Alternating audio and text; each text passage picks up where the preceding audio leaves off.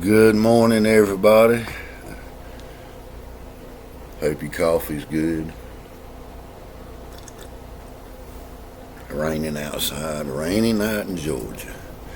Guys, this video here, kind of a sad one, but it'll kind of open your eyes up to what we do and what we see as a patrol officer, the first one that responds. You see everything, but I'm glad to have served you for 30 years. I consider it a privilege to be able to serve my community and pull my weight and do my part. So a lot of times what makes you mad is the innocents, those that can't defend themselves and can't fend for themselves but suffer through a lot, and it really hits you here, and you have to learn to cope with it. I had issues at the time with alcohol after I had experienced this. One day, it was on day shift. The officers got a call. I was working night shift, but I was filled in when I came in. We had a briefing, and they gave us a briefing. They were called to an apartment complex, and it was a regular apartment complex. It wasn't nothing like what you would call the housing authority or the projects, though people don't like that word, but no, it was just a regular apartment facility, and it was a call about a small child unresponsive, a toddler, if you will, maybe 4 or 5 years old, I want to say. I think he was 4 years old. The officers got there, they went upstairs to the apartment. The mother and father were upset, or showed to be upset. So they go to the room, and you see a small child's bed. It's those race car beds are built like a race car, and he's laying in the bed, and he looks like he's asleep. But they had the EMS there, and he was unresponsive. He had passed away sometime during the night. So, as a law enforcement officer, when you look at something like that and you start questioning, and you get it was apparent that he's a normal, supposed to be a normal, healthy toddler, a normal, healthy child. He was a handsome young boy, blonde-headed, handsome little young boy. So, the captain, he's a smart guy, and the detective that was with him, Mike, they're real good guys, man. And they did the right thing. They said that something ain't right, so they sent it to sent the body to Chapel Hill for autopsy. This is where the juice comes in. We find out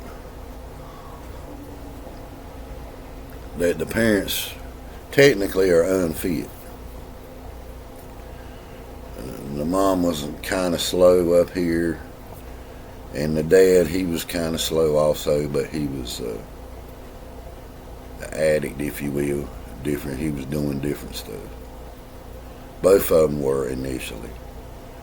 And how they end up having custody of that child like they did is beyond us.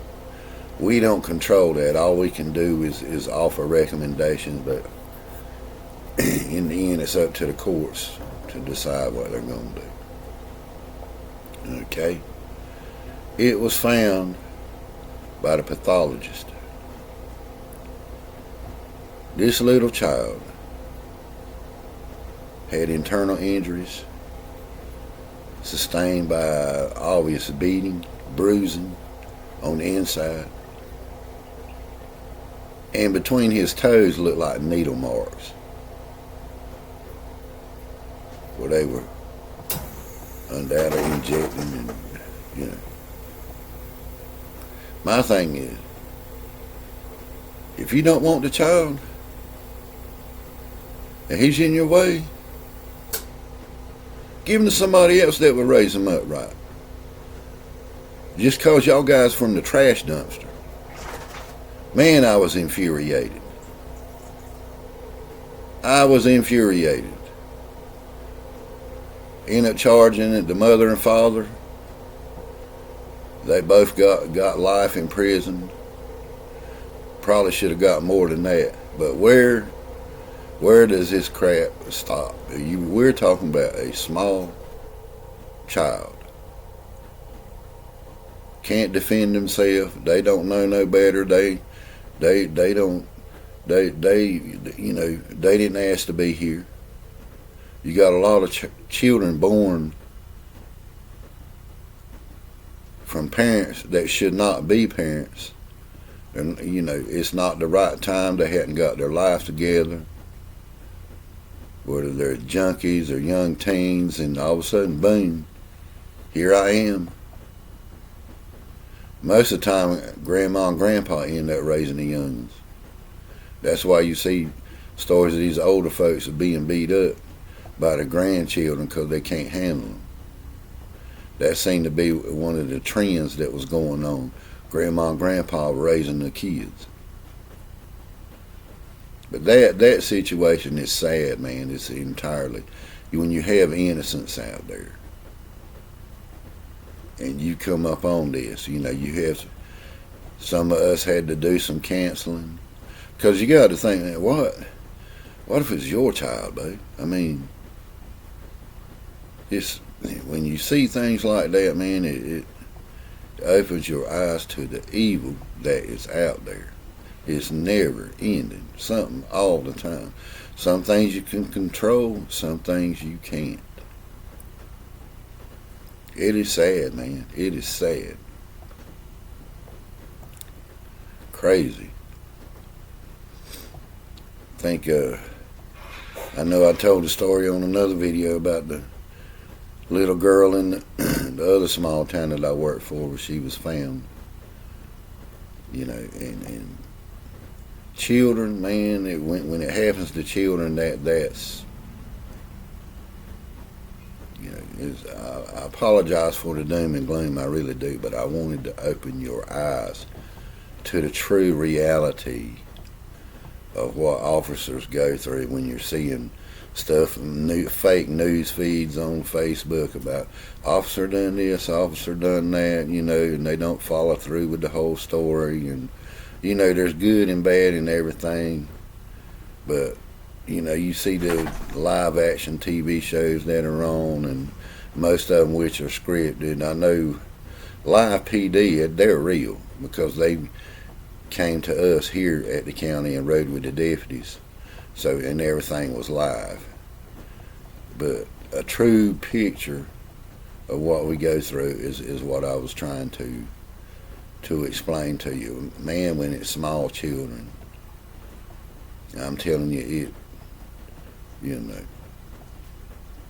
we've been to scenes, where it's sudden infant death, and the way the child was laying down, and we investigated all that. But, this one being a toddler that's supposed to be healthy, and then we find out all this other stuff had happened. And you don't know until that's why it's so important to follow through and do your autopsies and have a medical examiner explain it, give a true cause. And this child had been beat on and off so much that he got interior injuries that couldn't be seen, by the naked eye. That we'd have never known it if the medical examiner never would have, if we wouldn't have followed through and had that. Because there's no way you could look at that and say, How's this natural? No way. A toddler like that was normally outside playing and happy and jolly and just being a small child. So, y'all like what you see and hear, man, hit like and subscribe.